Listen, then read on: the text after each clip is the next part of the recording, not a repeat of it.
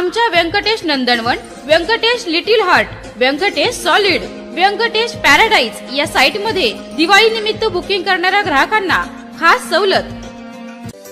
Sai developers निर्मित अत्यंत कमी दरामध्ये सासवडमध्ये प्रथमच हिवरकर मळ्यामध्ये रेसिडेन्सी झोन मधील 1-2 गुंठ्याचे बंगलो प्लॉट उपलब्ध।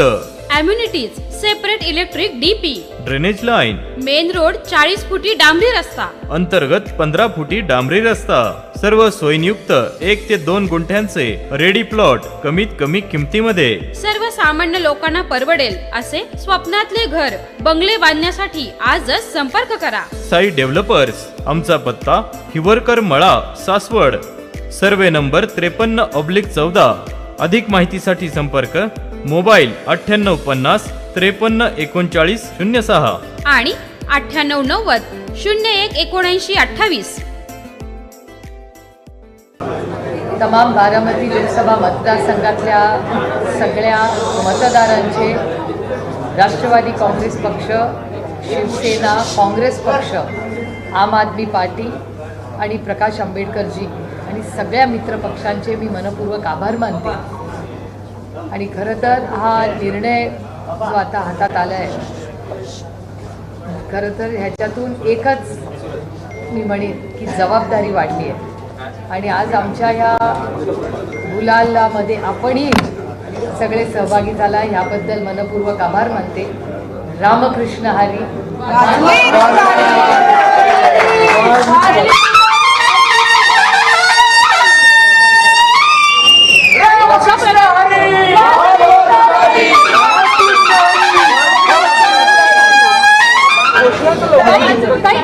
अशा प्रकारे ही जी लढत झाली, अशा प्रकारे लढत खरं तर होऊ नये अशी अपेक्षा राजकारणात नेहमी केली जाते, पण घरी अशा पद्धतीनं 2 गट पाडून ते समोरासमोर उभे करून आज ती लढत झाली आणि त्यात तुमचा विजय झाला।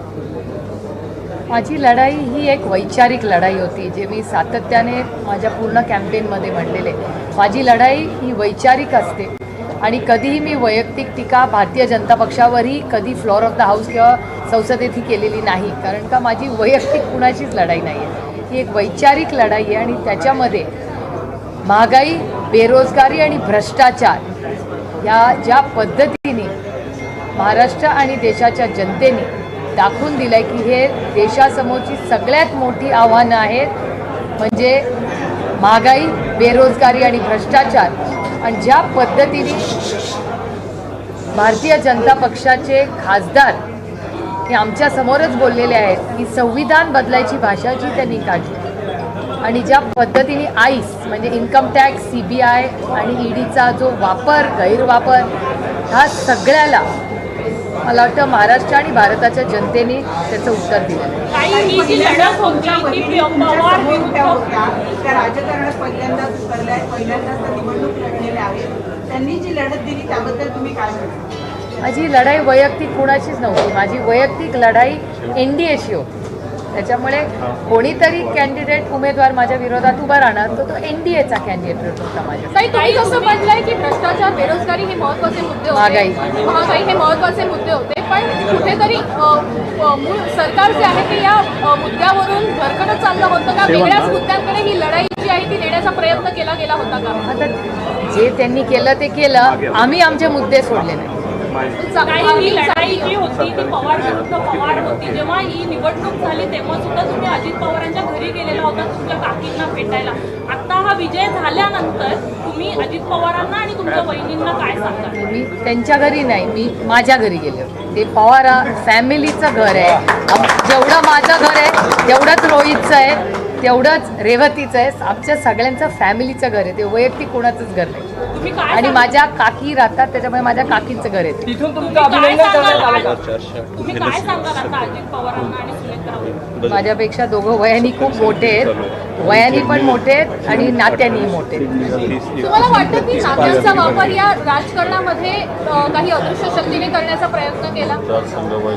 अदृश्य शक्ती काय काय करू शकते आपण सगळ्यांनी पाहिलेलंच आहे, त्याच्यामुळे आता अदृश्य शक्ती त्याबद्दल अजून काही मी बोलणं मला वाटत नाही संयुक्तिक राहील। तेव्हा आपण जाणार आहात का? आदरणीय पवारसाहेब नक्कीच उद्या दिल्लीला जाणार आहेत. आता त्याच्या डिटेल्सची वाट बघतोय आम्ही किती वाजता कुठे मिळतील. तर मॅडम, ज्या पद्धतीनं खरं तर वोटिंग झालं, जे आकडे समोर आले, अत्यंत मोठं यश आपण खरं तर इंडिया आघाडीला म्हणू शकतो. कुठेतरी देशाचं नेतृत्व बदलण्यासंदर्भातली बैठकीमध्ये चर्चा होऊ शकते का, किंवा त्यासाठीचे प्रयत्न होऊ शकतात? हे आत्ता नाही मी सांगू शकत मीटिंग झाल्याशिवाय, पण हे राष्ट्रवादी काँग्रेस पक्षाच्या सगळ्या कार्यकर्त्यांचं आणि आमच्या मित्र पक्षाची मेहनत याच्या मागे आणि माननीय जयंतरावांच्या नेतृत्वाखाली आम्ही महाराष्ट्रात हे लढलो आहे. त्याच्यामुळे ह्या सगळे आमच्या कॅप्टन इथे बसलेले आहेत, त्याच्यामुळे सगळं कॅप्टनला तुम्हाला वाटतं का जी एकता दाखवली कालही होती, आजही आणि उद्याही राहील. पहिला विषय आहे वहिनींचा किंवा दादांचा कोणाचा आहे तर अभिनंदनाचा तुम्हाला नाही, मला फोनच गेला म्हणजे नंतर आम्ही काउंटिंग हे ते ह्या सगळ्यामध्येच गडबडीत आहोत सर. आणि तुम्ही बघताय कार्यकर्त्यांचा एवढा उत्साह आहे आणि बाकीचे आमचे कॅन्डिडेट्स किती निवडून येत आहेत ह्या सगळ्याच्या मध्ये आम्ही व्यस्त आहोत.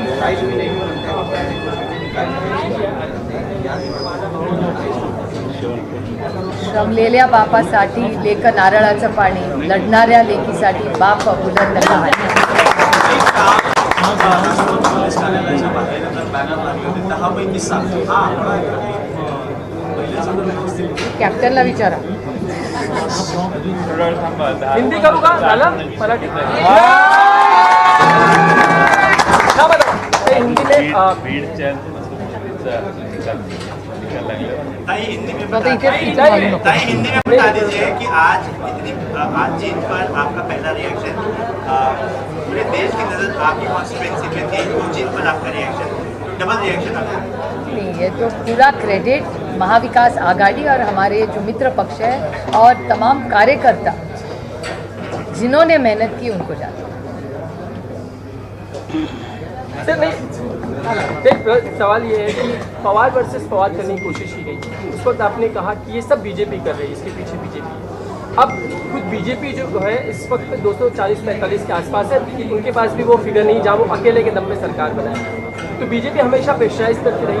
क्या अब लगता है कि परिवार पास आ सकते हैं, अब वो दूरियां जो शायद बीजेपी के प्रेशर की वजह से बनी वो कम हो सकती है? एक तो ये लड़ाई वैचारिक थी, ये हमारी कोई फैमिली की लड़ाई नहीं थी.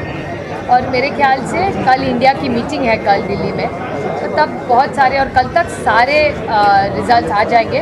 उसके बाद हम सब इंडिया आघाड़ी की मीटिंग में जो चर्चा होगी उसके बाद ही इसके बारे में मैं कुछ बोल पाऊँगी.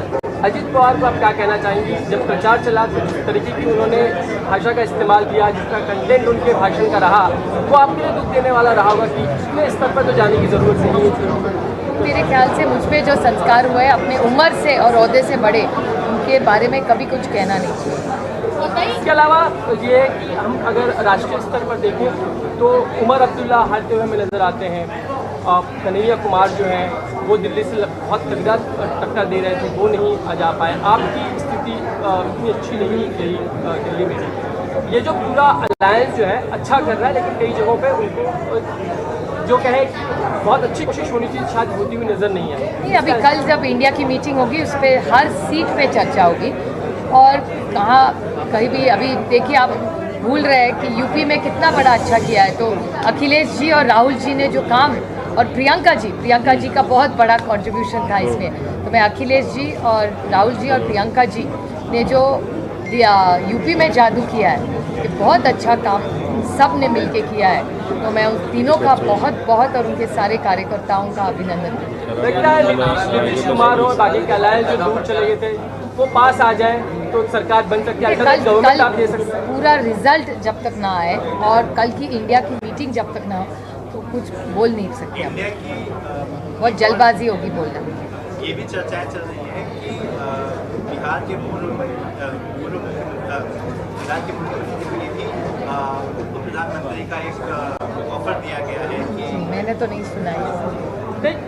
महाराष्ट्र के कौन से ऐसे कॉन्स्टिट्यूंसीज आपको लगता है कि जीत गए होते तो बहुत अच्छा होता, जिसकी सातारा। हार जो है आपको बहुत सातारा और रावेर दोनों में हमको बहुत दुख हुआ, क्योंकि हमारी बहुत अपेक्षा थी और हमारा कैंडिडेट भी बहुत अच्छा था. सातारा हमें बहुत दुख हुआ. रावेर में भी बहुत कोशिश की, लेकिन यश नहीं. आप अगले बार और मेहनत करेंगे. लगता है आने वाले समय में जिस तरीके से आप लगातार आईस के बारे में यानी ईडी और Income tax, CBI, कहती रही, लगता है वो पॉलिटिक्स जो चली है अब उसके खत्म होने का दौर खत्म हो जाएगी पॉलिटिक्स? होना ही चाहिए। एक सशक्त लोकशाही में, लोकतंत्र में ऐसे गलत सरकार का व्यवहार किसी की सशक्त लोकतंत्र के लिए अच्छी बात नहीं है।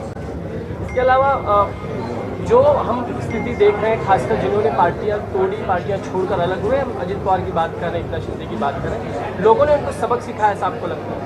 मेरे ख्याल से रिजल्ट आ चुका है, हर चीज़ में टिप्पणी करना कोई ज़रूरी नहीं है। Thank you. एकीकडे अनेक यंत्रणा मोठ्या प्रमाणाच्या आहेत त्या विरोधकांना घेरून होत्या, दुसरीकडे चिन्ह बदललेलं होतं, तिसरीकडे पक्षफुटीचं एक राजकारण बघायला मिळालं. इतक्या सगळ्या गोष्टींमध्ये देखील इतकं घवघवीत यश मिळालं. जनतेने नेमका कुठला फॅक्टर बघितला? महागाई, बेरोजगारी आणि भ्रष्टाचार आणि कार्यकर्त्यांचं कौतुक की कार्यकर्त्यांनी कष्ट करून चिन्ह गाव वाडी वस्तीवर पोहोचवलं. एक शेवटचा प्रश्न विचारते. ताई, एकीकडे जे आहे ते विरोधक म्हणजे आता सत्ताधारी अशा पद्धतीनं आरोप करत आहेत की महाविकास आघाडीच्या यशाला एम फॅक्टर जास्त महत्त्वपूर्ण ठरला आणि पाकिस्तानातून काही फतवे निघाले म्हणून त्यांना यश मिळालं असा आरोप केला जातो. मला नाही माहिती बाबा काय आहे. कई चुनाव में तुतारी चिन्ह नया रहा. तू बरोबर, मी कसं त्यांना सोडणार, तू बरोबर. एक आखिरी सवाल है.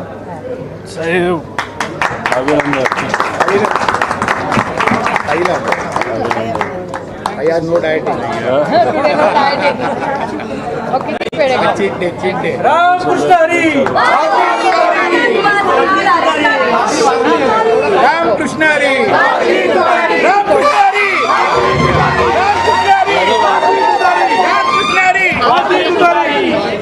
अजून एक काय एक आखिरी सवाल. तुम्ही इथं बसून यांनी फार काम केलंय, वाढदिवस पण आहे. अरे वा वा, केक नाही आणला का कोणी वा? अजून एक इकडे हा वर्माजी पेढा नाही का? पुरा द्या त्यांना.